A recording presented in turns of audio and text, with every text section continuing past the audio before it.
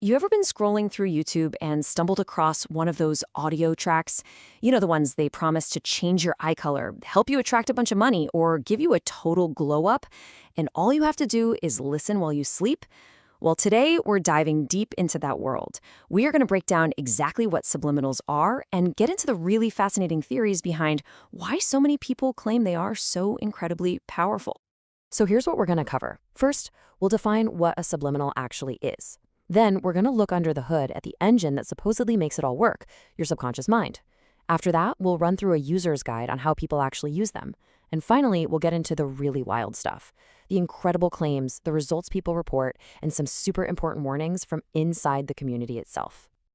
All right, let's get right into it. Before we can talk about all the crazy results or the how-to of it all, we really need to get on the same page about what we're even talking about. So let's build that foundation and answer the big question. So what is a subliminal, really? Is it just some relaxing music with a cool name? Or is there something else going on, kind of hidden under the surface? Let's nail down a clear definition. Okay, so here it is, the main idea. Subliminals are basically audio tracks, right? But layered inside them are positive affirmations. You know, things like, I am confident, or I attract amazing opportunities. The trick is, these affirmations are played at a super low volume, so they're hidden underneath other sounds like music or rain.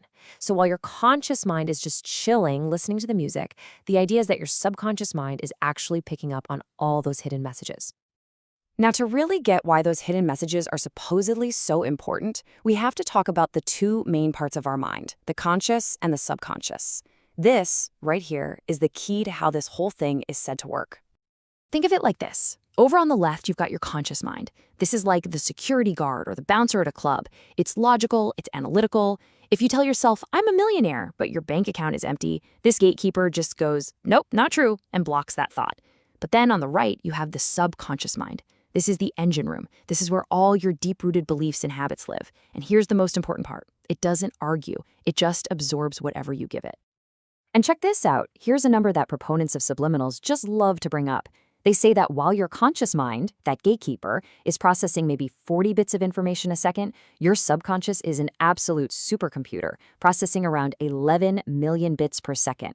The thinking is that it's just constantly soaking up data from everything around you, whether you're paying attention or not. And that right there perfectly explains the entire strategy.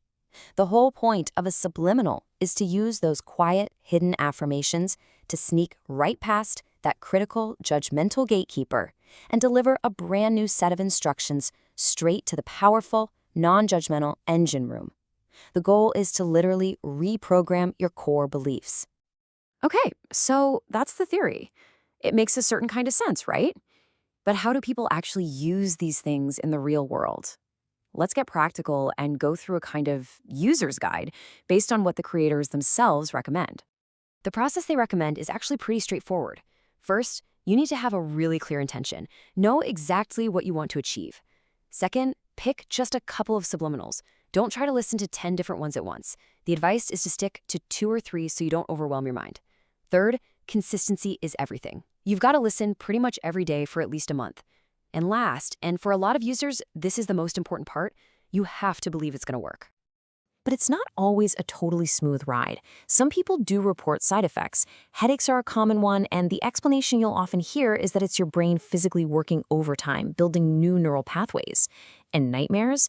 Some say that's your subconscious mind resisting the new programming, or as one creator put it, it's your mind clearing out the gunk of all your old negative beliefs. So to get the best results and to be safe, there are a few best practices. Staying hydrated is a huge one. They say you should drink tons of water. It's also best to listen when you're relaxed, which is why a lot of people listen overnight while they sleep. Now here's a massive safety warning. Because these audios are designed to be relaxing, they can make you drowsy. So please, absolutely do not listen to them while you're driving or operating any kind of heavy machinery. And a little pro tip is to pair the subliminal with a real-world action, like doing your skincare routine while listening to a clear skin subliminal to really drive the point home. Okay, this brings us to the most dramatic part of this whole topic. We're going to talk about the real-world results people are claiming, which range from kind of cool to totally unbelievable. And we'll also cover some really crucial warnings that you need to know about. And, I mean, this is where things get really, really wild. The results that people claim online are nothing short of extraordinary.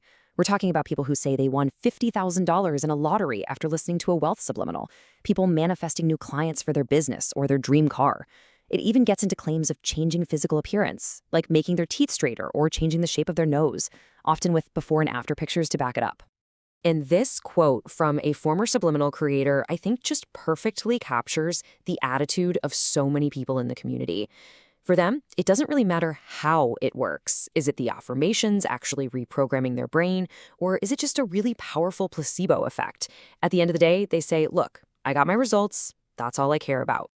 But, and this is a really big but, it's not all positive results and happy stories. There are some serious warnings that come from inside the community itself. They warn you to be careful because some creators out there might have bad intentions and could hide negative or even harmful affirmations in their audios. So the advice you'll hear over and over is to be discerning, to trust your intuition, and to only listen to creators and channels that you truly trust. So after all that, we're left with the ultimate question, aren't we? Is this whole subliminal phenomenon proof that we can actually reprogram our own reality by feeding new information to our subconscious?